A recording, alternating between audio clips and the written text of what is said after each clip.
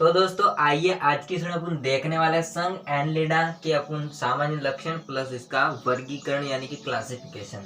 तो सबसे पहले अपन देखते हैं कि ये पॉइंट जो लिखे हैं उसके आधार पर अपन कैसे याद रख सकते हैं इसके सामान्य लक्षण, है ना, संघ एनेलिडा की। तो देखिए सबसे पहले अपन समझते हैं कि जो संघ एनेलिडा होता है उसका नाम किसने दिया था, मतलब संघ एनलिडा जो एनलिडा शब्द होता है वो किसने दिया था। तो इसमें एक शब्द देने वाले वैज्ञानिक का नाम हो जाता है लेमार्क। क्या नाम हो जाता है? लेमार्क। तो नाम दिया था भाई साहब लेमार्क ने। किसने दिया था? लेमार्क ने एनलिडा का नाम दिया था। इसका अपन समझते हैं आवास। आवास की अपन बात करते हैं तो एनलिडा के जितने भी प्राणी होते हैं वो कहाँ रहते हैं, तो एनलिडा के प्राणी जल में रहते हैं, अर्थात अपन कह सकते हैं कि ये जलीय होते हैं। प्लस इसके बाद में ये गीली मिट्टी में रहते हैं। गीली मिट्टी में ना, केचुए वगैरह को देखा होगा, बरसात की जैसे ऋतु आती है वो गीली मिट्टी में बिल बना करके अंदर रहते हैं, तो गीली मिट्टी में रहते हैं। इसके बाद में ये जो होते हैं वो परजीवी के रूप में रहते हैं। परजीवी मतलब दूसरों पर, है ना, आश्रित रहना। इसके बाद हो जाता है एकल भी रहते हैं। एकल मतलब अकेले अकेले भी रहते हैं, किसी के साथ लेकर गर्लफ्रेंड वगैरह को साथ में लेकर नहीं घूमते हैं ना। इसके बाद अपन देखते हैं स्वतंत्र जीव भी होते हैं, यानी कि किसी की भी फिक्र किए बिना क्या करते हैं, अकेले अकेले स्वतंत्र रूप से वो घूमते हैं, किसी की दबाव में नहीं रहते ना, मतलब स्वतंत्र। उसी प्रकार से अपन बात करते हैं आकार की। तो देखिए आकार इनका कैसा होता है, तो इनका जो आकार होता है वो गोल हो सकता है। कैसा हो सकता है? कुछ प्राणी होते हैं उनका आकार गोल हो सकता है, और कुछ प्राणी होते हैं उनका आकार बेलनाकार हो सकता है। बेलन देखा होगा, है ना, बेलन बेलनाकार होता है, जो पाइप होता है ना उसके समान है बेलन, और गोल जो उनका सिक्का होता है उसके समान। इसके अलावा अपन देखते हैं शरीर, मतलब शरीर इनका कैसा होता है। तो इनका एनलिडा जो प्राणी होते हैं उनका शरीर होता है पतला होता है ना, पतला, मोटा नहीं होता है ना, पतला होता है। प्लस कैसा होता है? लंबा होता है। पतला प्लस इनका शरीर लंबा होता है। इसका अपन देखते हैं सममिति। सममिति यानी कि इसको अपन काटेंगे दो बराबर भाग में बढ़ता है या फिर नहीं बढ़ता है। तो भाई साहब ये एनलिडा के प्राणी होंगे वो बढ़ते हैं, इसलिए उनमें सममिति पाई जाती है, द्विपार्श्व सममिति, सॉरी द्विपार्श्व सममिति,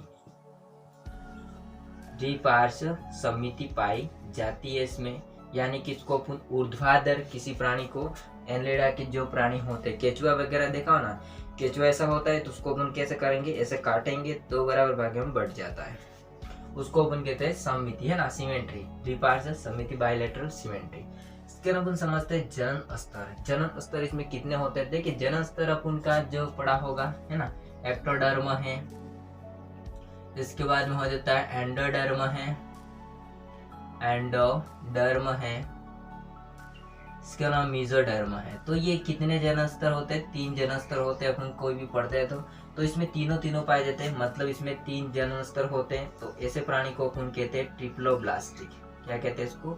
ट्रिप्लोब्लास्टिक।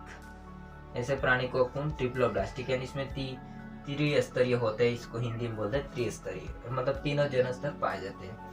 इसके बाद हम समझते हैं शरीर योजना, यानी कि इनके शरीर योजना की बात करेंगे, मतलब खाते कैसे हैं और लेटरिन मतलब अलग अलग पोर होते हैं, तो उसको अपन कहते हैं शरीर योजना। तो इनमें पाई जाती है नलिका के भीतर नलिका, नलिका के भीतर नलिका, नलिका के भीतर नलिका शरीर योजना पाई जाती है। मतलब वो खा रहे दूसरे पोर से और निकाल रहे दूसरे पोर से, मतलब छिद्र से, दो अलग अलग छिद्र, खाने के लिए और हगने के लिए, है ना। तो उसको अपन कह सकते हैं शरीर योजना। यहाँ पर अपन समझते हैं अब सीलोम। सीलोम कौन सी होती है? तो देखिए उनमें जो सीलोम होती है वो पाई जाती है शाइजोसीलोम। कौन सी सीलोम पाई जाती है? शाइजोसीलोम पाई जाती है।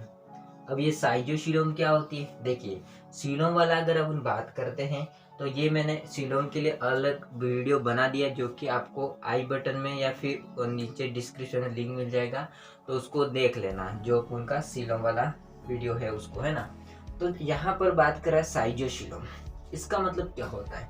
तो देखिए जो उनका आहार नाल होता है मुंह से एनस तक, और ये देह भित्ति यानी कि शरीर भित्ति, उनके मध्य क्या होता है, मेसोडर्मल लेयर होती है, ये वाली है ना, ये लेयर होती है। अगर ये लेयर पूरी रूप से भरी हुई है तो उसको अपन कह सकते हैं साइजोसीलम। ये साइजोसीलम होता है ट्रूसिलम के अंतर्गत आता है।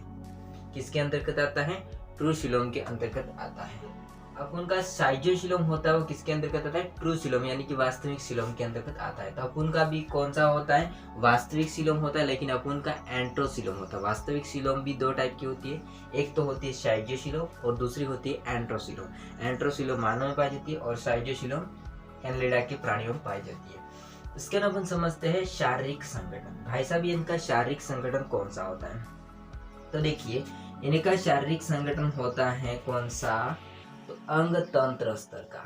कैसा होता है, अंग तंत्र स्तर का, यानी कि इनका शरीर होता है अंग होते वो मिलकर के एक तंत्र बना देते, तो उनका शरीर संगठन हो जाता है अंग तंत्र। मतलब शारीरिक संगठन का मतलब जो शरीर उनका बना होता है, उनका संगठन किससे मिलकर बना होते हैं, तो उनका जो शरीर होता है वो अंग होते हैं, वो आपस में जुड़ करके एक तंत्र बना दे, जिसको अपन क्या कह सकते हैं, अंग तंत्र स्तर का। अपन का भी अंग तंत्र स्तर का ही है ना शारीरिक संगठन।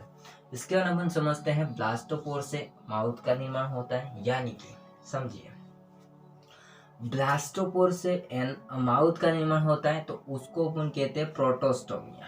क्या कहते हैं, प्रोटोस्टोमिया। लेकिन अगर ब्लास्टोपोर से एनस यानी गुदा का निर्माण होता है, तो उसको अपन कहते हैं ड्यूट्रोस्टोमिया। तो इनमें जो प्रोटोस्टोमिया पाया जाता है एनलिडा के प्राणियों में। मतलब ये क्या होता है, जब गैस्ट्रुला भवन होता है उसके समय एक पोर बन जाता है, जिसको अपन कहते हैं ब्लास्टोपोर। और उससे क्या होता है, दो तरह से निर्माण हो सकता है, या तो मुख का होगा या फिर एनस का। तो यहाँ पर मुख का निर्माण होगा, इसलिए इसको अपन कह सकते हैं प्रोटोस्टोमिया। अब अपन समझते हैं गमन। भाई साहब इनको गमन करने के लिए कोई पैर वगैरह होते हैं, तो बिल्कुल जी हाथ होते हैं। एनलिडा के प्राणियों में कौन से पैर होते हैं, पार्श्वपाद या पार्श्व पैर होते हैं। पार्श्वपाद जिसको अपन कहते हैं हिंदी में, और इंग्लिश में इसको कहते हैं पैरापोडिया। पैरापोडिया, पैरापोडिया कहते हैं। और पैरापोडिया जो होता है उनमें क्या होता है, छोटे छोटे हुक और सीटा पाए जाते हैं। हुक या सीटा दोनों एक ही चीज है ना। इसके बाद अपन समझते हैं श्वसन। ये सांस कैसे लेते हैं, तो अपन तो फेफड़ों से लेते हैं। अब ये बेचारे किससे लेंगे, तो देखिए इनके सांस लेने के लिए कोई बात नहीं है, मतलब कोई अंग नहीं है। और वो जो लेते हैं सांस, वो त्वचा के माध्यम से ले सकते हैं, यानी कि शारीरिक सतह से ही लेते हैं। तो इनके लिए क्या हो जाता है, त्वचीय श्वसन कर सकते हैं। ये तो कैसे कर सकते हैं, त्वचीय श्वसन कर सकते हैं, या फिर इसको अपन कह सकते हैं शारीरिक सतह से सांस लेते हैं, शारीरिक सतह से, है ना। हालांकि मारकर चल भी नहीं रहा। अब यहाँ पर समझिए उत्सर्जन। उत्सर्जन की अपन बात करते हैं, तो उत्सर्जन के लिए इसमें किडनी पाई जाती है। मतलब ये किडनी जो होती है उनमें, वो उसको नाम देते हैं अपन नेफ्रिडिया। क्या नाम देते हैं अपन, नेफ्रिडिया के माध्यम से वो क्या करते हैं, उत्सर्जन करते हैं। नेफ्रिडिया के माध्यम से उत्सर्जन करते हैं। और जो स्थलीय होंगे, यानी कि एनलिडा के प्राणी जो स्थल पर रहते हैं धरती पर, वो यूरिया पदार्थ का उत्सर्जन करेंगे। और जो जल में रहेंगे वो किस का उत्सर्जन करेंगे, अमोनिया का। समझे ना। अब यहाँ पर अपन समझते हैं कंकाल, कि भाई साहब उनमें कंकाल कौन सा होता है, तो समझिए ध्यान से कंकाल कौन सा होता है। इनमें कोई कंकाल नहीं होता है।